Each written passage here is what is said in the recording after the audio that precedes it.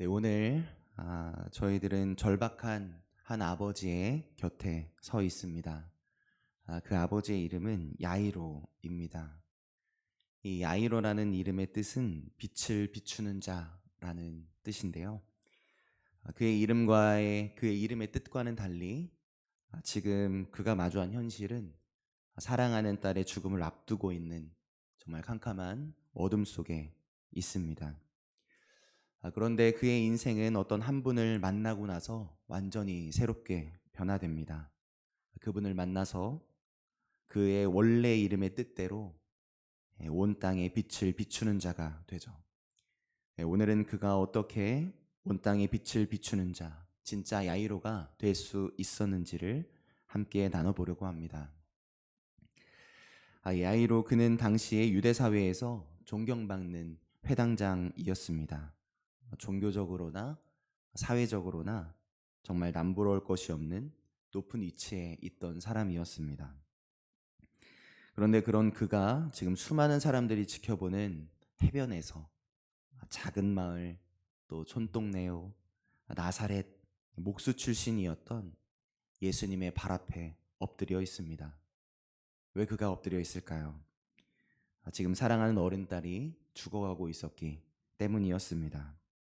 12살 된 사랑하는 딸이 죽음을 앞두고 숨을 헐떡이고 있는 그 순간 앞에서 이 아이로는 자신의 체면도 지위도 또 사람들의 시선도 다 의미가 없었던 것이죠.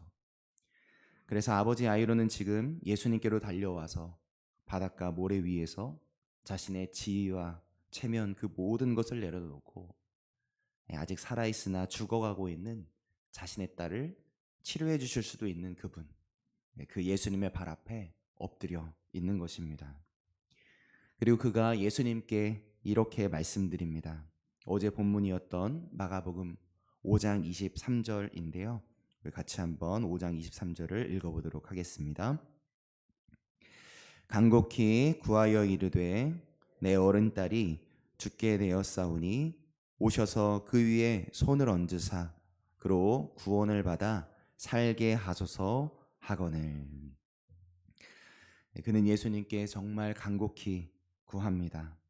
사실 그의 간곡한 말뿐만 아니라 예수님 앞에서 엎드려 구부려진 그의 몸이 진정 간곡함을 드러내고 있죠.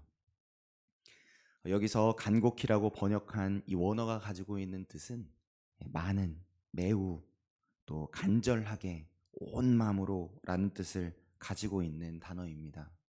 그가 얼마나 간절한 마음으로 구하고 있는지 그려지는 것만 같은 단어입니다.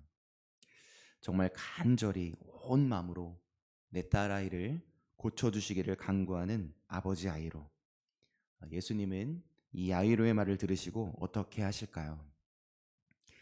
예수님은 그의 간절함을 외면치 않으시고 곧 야이로와 함께 죽어가고 있는 딸을 향해 함께 길을 나서 주시죠.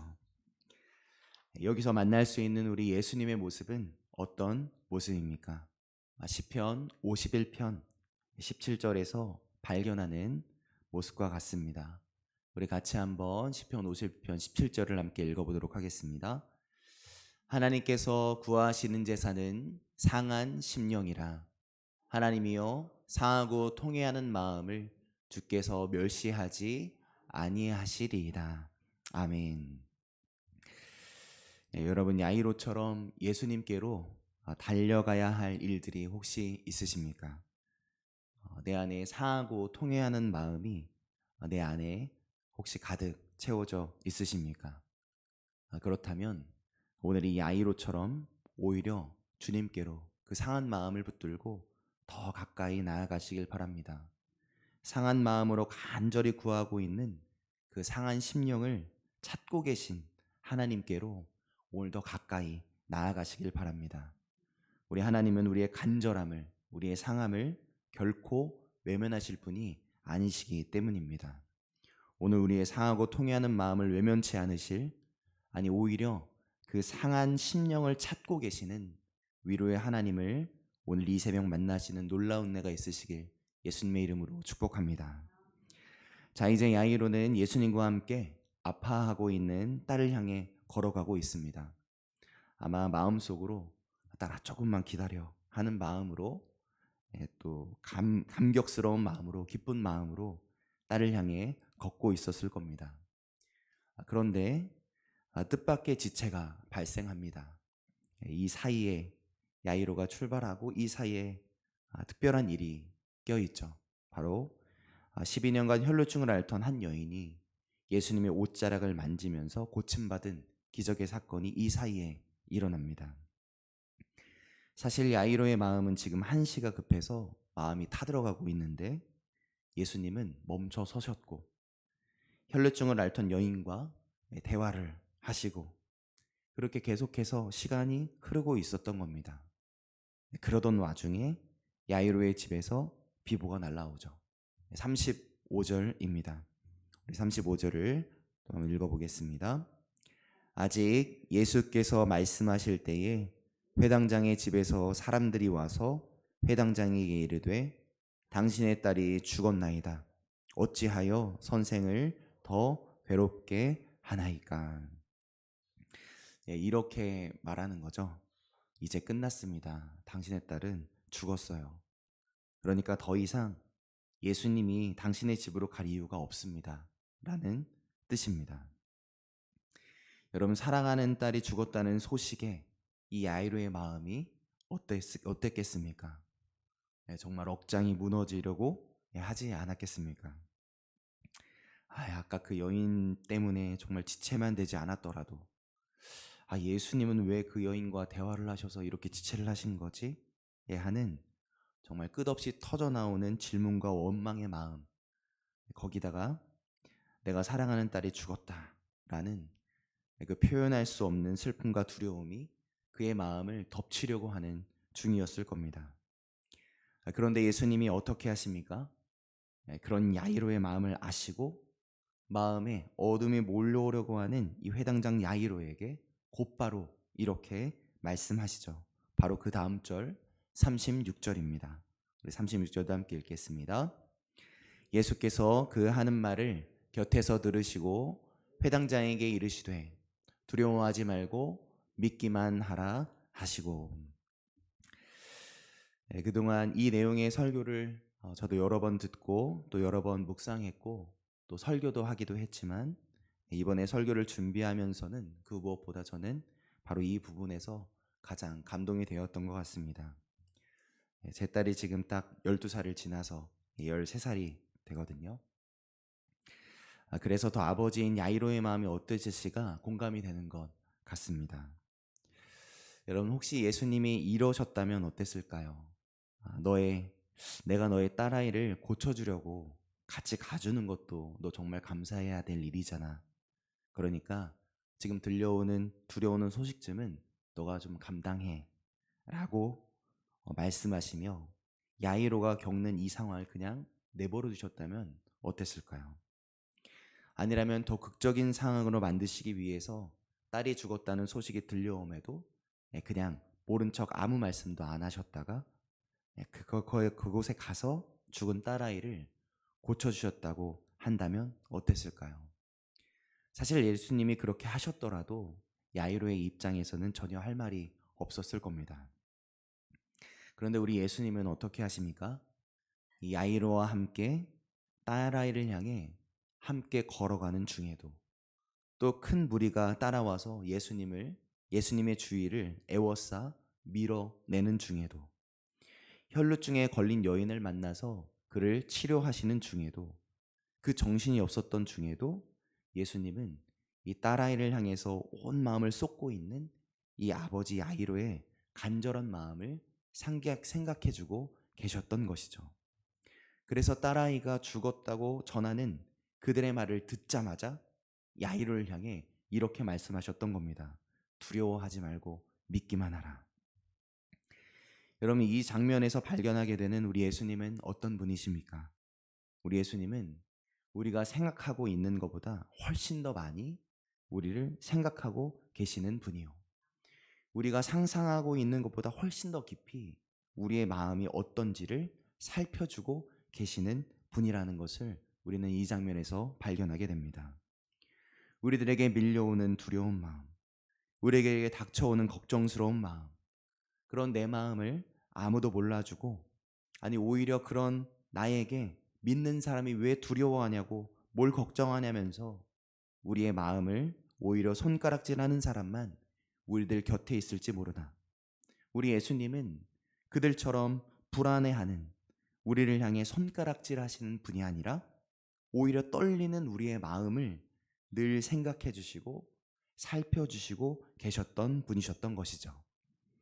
마치 어린 아가가 응애하고 울고 있는데 얘 또 운다고 시끄러우니까 좀 조용히 좀 시키라고 말하는 철없는 아빠와 같은 모습이 아니라, 아기가 도대체 왜 우는지, 뭐 때문에 그러는지 늘 마음을 쏟아서 지금 울고 있는 이 아이의 불편함을 해소해주고 울음을 그치게 하고 아이를 편안하게 잠들게 해주는, 아이를 진정으로 사랑하는 엄마의 사랑의 마음과 똑같이 예수님은 작은 우리를 향해서 온통 마음을 쏟고 계셨던 것입니다.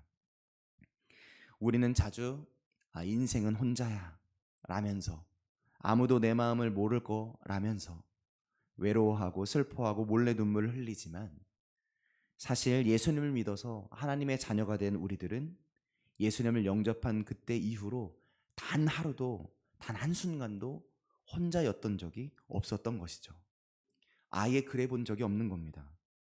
우리는 어떤 순간을 만났어도, 무슨 일이 있었어도 우리의 마음에 늘 귀를 기울여 주고 계시는 임마누엘이신 예수님과 늘 함께였던 것이죠. 그분이 야이로처럼 다시 절망에 사로잡히려고 하는 우리들에게, 낙심 속으로 빠져들어가려고 하는 오늘 우리들에게 다시 또 한번 이렇게 선언해 주고 계신 겁니다. 절망이 몰려오니 두려워하지 말고 날 믿기만 해. 절망의 늪으로 빠져 들어가기 일보 직전이었던 야이로를 향해서 예수님이 선언해 주신 이 말씀, 그간 야이로의 마음을 계속해서 생각하고 계셨기 때문에 야이로에게 곧바로 해주실 수 있었던 이 예수님의 음성으로 인해서 야이로가 그 몰려오는 절망의 자리에서 쓰러져 넘어지지 않고 예수님과 함께 딸이 있는 집까지 용기 내어 걸어갈 수 있었던 것처럼, 오늘 이 예수님의 말씀이 오늘 저와 여러분에게 들려주시는 레마의 말씀으로 들려오시길 예수님의 이름으로 축복합니다.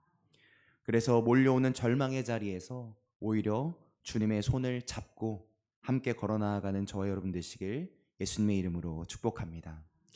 이제 마지막 장면입니다. 드디어 야이로와 예수님이 사랑하는 딸이 있는 곳에 도착하죠. 그곳에 있던 사람들은 딸이 죽었다면서 떠들며 울며 심히 통곡하고 있습니다. 예수님은 그들에게 이렇게 말씀하십니다. 우리 39절을 함께 읽어보도록 하겠습니다. 39절입니다. 들어가서 그들에게 이르시되 너희가 어찌하여 떠들며 우느냐? 이 아이가 죽은 것이 아니라 잔다 하시니. 그곳에 있었던 사람들은 이 말을 듣고 비웃었습니다. 아이가 죽었는데 잔다고 하시니까요. 하지만 예수님이 하신 이 말씀은 허황된 소리가 아니었죠. 왜였습니까? 예수님은 바로 하나님이시기 때문입니다. 할렐루야이십니까? 사람들은 모두 야이로의 딸을 보면서 딸 아이가 끝났다면서 마침표를 찍었고, 이제는 소망이 없다고 결론 내리며 마침표를 찍었지만, 예수님은 그들이 찍은 마침표를 지워내시고 그 마침표 대신 쉼표를 그리시면서 이렇게 말씀하시는 것이죠. 아니야, 끝난 게 아니야. 잠시 자는 것뿐이야. 그리고 딸아이의 손을 잡고 말씀하십니다. 달리다굼, 소녀야 내가 내게 말하노니 일어나라 하십니다. 여러분, 달리다굼이라는 말은 아람어로 당시의 어머니들이 아침에 늦잠 자는 아이를 깨울 때 쓰던 아주 일상적이고 다정한 말이었다고 합니다. 사랑하는 아이에게 이렇게 하는 말과 같았던 것이죠. 아가야, 이제 일어날 시간이야. 예수님은 그렇게 마치 엄마가 사랑하는 딸아이를 깨우듯이 가장 따뜻하고 부드러운 목소리로 잠에 빠진 딸아이에게 말씀하시는 것이죠. 달리다굼. 그 사랑의 음성이 들려오자 어떻게 되었습니까? 아이가 일어납니다. 아이가 다시 걷습니다. 살아나 일어나 야이로와 함께 식사를 하게 됩니다. 할렐루야이십니까? 그렇습니다. 예수님은 하나님이십니다. 그러니까 우리의 마침표, 우리의 끝은 예수님께는 쉼표이고 다시 시작하는, 다시 살아나는 역사의 현장이 될 수 있는 것이죠. 우리 예수님께는 너무 늦은 때란 없는 겁니다. 혹시 오늘 이 자리에 모인 저와 여러분의 삶에 이젠 틀렸다, 이미 늦었어 라고 포기해버린 영역이 혹시 있으신가요?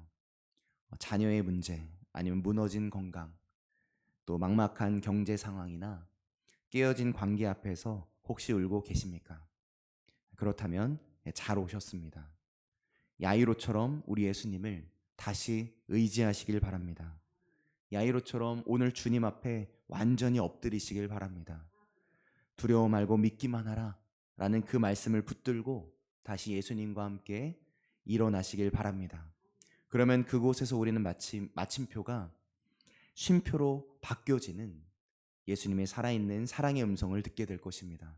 달리다굼, 사랑하는 자녀야 일어나 걸으라. 그때 우리는 다시 눈뜨게 될 겁니다. 다시 일어나고 다시 살아나서 기뻐 뛰게 될 것입니다.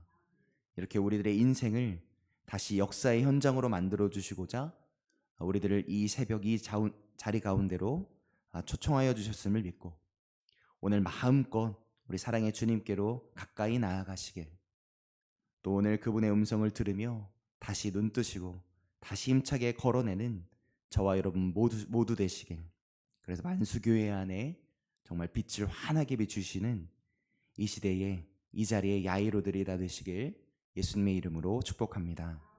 아멘. 기도하시겠습니다.